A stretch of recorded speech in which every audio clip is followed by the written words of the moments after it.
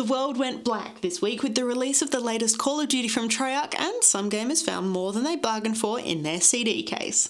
There's some more updates on the next Mass Effect, Minecraft and Halo 4 both sold a heck of a lot, a new glimpse of the single player for Crysis 3, good news for Gabe Newell, the Old Republic goes free to play, StarCraft Heart of the Swarm gets dated, the sequel to Beyond Good and Evil is still delayed but now we know why, there's a little Wii U memory drama, Bastion heads to iPhone, and of course we get a good look at Grand Theft Auto 5.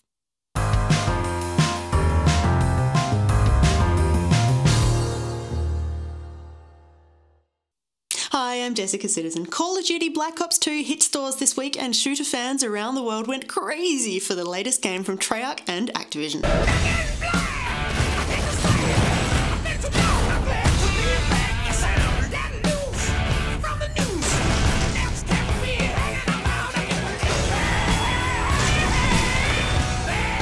And while the game enjoyed a largely successful launch, a couple of things inevitably went wrong. Firstly, just like virtually every other game launch in recent memory, there were problems with multiplayer. PlayStation gamers were hit particularly bad with transmission errors, interrupted connections and server disconnections seemingly at random, with some fans untouched and others unable to play a single round. Support teams at Treyarch worked through the night after launch in an attempt to iron out all of the bugs, and as of right now, most have been squished. Activision's Dan Amrich thanks fans for their patience, reassuring gamers that these issues are temporary and will be worked out. However, the second issue affecting Black Ops 2 is not one that could be described as temporary or particularly easily rectified by a server update. Call of Duty Black Ops 2 on PC is spread over 2 discs. For most people, that's not an issue, but for around 1,000 fans in North America, the second disc contained a surprise: Mass Effect 2. Fingers are being pointed all over the place, but as Call of Duty is an Activision title and Mass Effect belongs to EA, it's looking like the disc manufacturers are to blame for this one. Affected fans are able to download the necessary Black Ops 2 data from Steam using their CD key, and BioWare has stepped up to the plate, offering free copies of the Mass Effect trilogy to gamers who can prove they were given the wrong disc. While on Mass Effect, we've been hearing bits and pieces that a new game is on the way. The as-yet untitled release is in development at BioWare Montreal and will officially be powered by EA's Frostbite 2 engine, the same guts behind Battlefield 3, Medal of Honor Warfighter and Need for Speed The Run. Former titles in the Mass Effect universe used the Unreal Engine.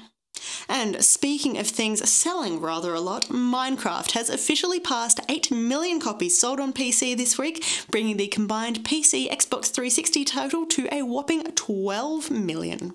In response, the game's creator Notch reports that his face is making grinning noises. We're assuming that 343 Industries is also making grinning noises as we receive word that Halo 4 passed more than $220 million in global sales in the first 24 hours of release. That means, as of November 7th, 2012, it is the biggest entertainment release of the year in the US, beating out day one box office performances from both Harry Potter and the Deathly Hallows Part 2 and this year's The Avengers.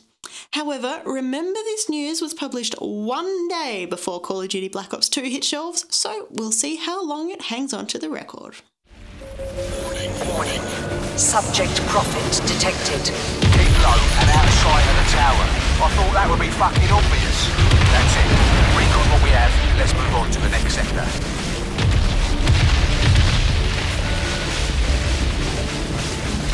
Prioritise sector 1 Delta 6. Strong contender. Magazine depleted. Weapon system offline.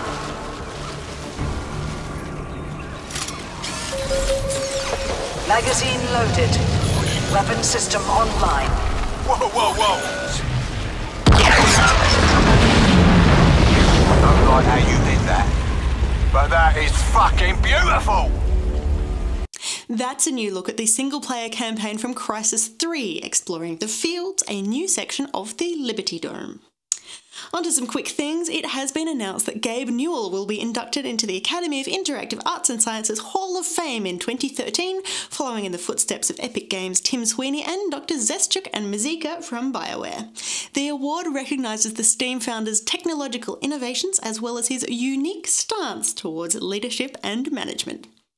Mr. Newell was also in the headlines this week with the revelation that the team at Valve are indeed working on the Source 2 engine, they just haven't found the right game to show it off with yet. Star Wars: The Old Republic has officially gone free to play as BioWare and LucasArts attempt to build up the game's flagging audience. Starting this week, gamers can jump right in without paying a cent and level all the way up to 50. There are a few restrictions, including vendors selling things at higher prices, but if you're interested, it's a great way to test out the MMO, and if you like it, buy a subscription. StarCraft: Heart of the Swarm has finally been given a release date, and while we had been hoping for an unlikely 2012 appearance, Blizzard has confirmed that its next RTS outing won't be hitting shelves until March 12th, 2013. You will be able to pick up the latest adventures of Sarah Kerrigan in 3 ways: a standard downloadable or retail version, a digital deluxe copy, or the very shiny collector's edition, featuring a behind-the-scenes DVD, a soundtrack, an art book, and a Zerg Rush mousepad. And speaking of delays, if you'd been wondering why the sequel to Beyond Good and Evil was taking so long, Ubisoft project director Michel Ancelapos is apparently too wrapped up with the revamped Rayman series to spend any quality time with his other games.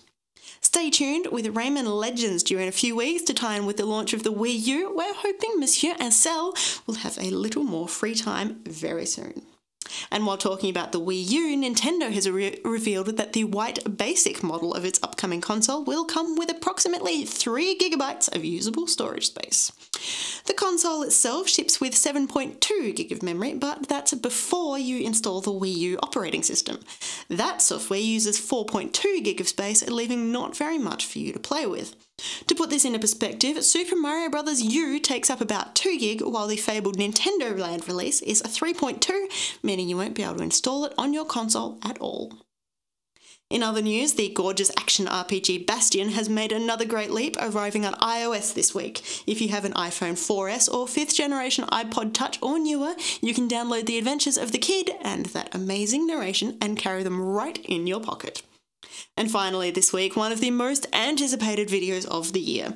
Even the might of Superstorm Sandy wasn't enough to delay this one too much, so I present to you the second trailer for Grand Theft Auto 5. I'll swing by and sign the contracts, alright? Just ignore the bodies. Can you tell me where Berto Beach House is? That house right there, with the yellow stairs. How many cars you own, you ain't changing. I'm getting my money in the hood. I'm cool. Cool what? Slinging dope and throwing up gang signs? Your son, James. He's a good kid. Oh my God! Hey, let's bounce. Bounce. We're bouncing now. It's getting ready to go. It's getting ready to show. Somebody shut up at the mountain. We're getting ready to know. It's getting ready to cry. It's getting ready to shock. Somebody turn up again. It's getting ready to pop. That's Trevor, my best friend. That's Franklin, the son I always wanted. Yeah, whatever. Jesus, your therapist has a lot to answer for. It's getting ready to go. It's getting ready to show. Somebody shout up at the mountain. We're getting ready to know. It's getting ready to cry. Due out in the North American spring of 2013, it looks like Rockstar Games is going for more of a buddy action feel with the adventures of Michael, Trevor and Franklin, rather than the intense drama that we've seen in previous games. Stay tuned, with just 6 months left before Grand Theft Auto 5 hits shelves, and there's plenty more where that came from. For the full version of those trailers, or for more information on any of these stories, head to playerattack.com. I'm Jessica Citizen. We'll see you next week.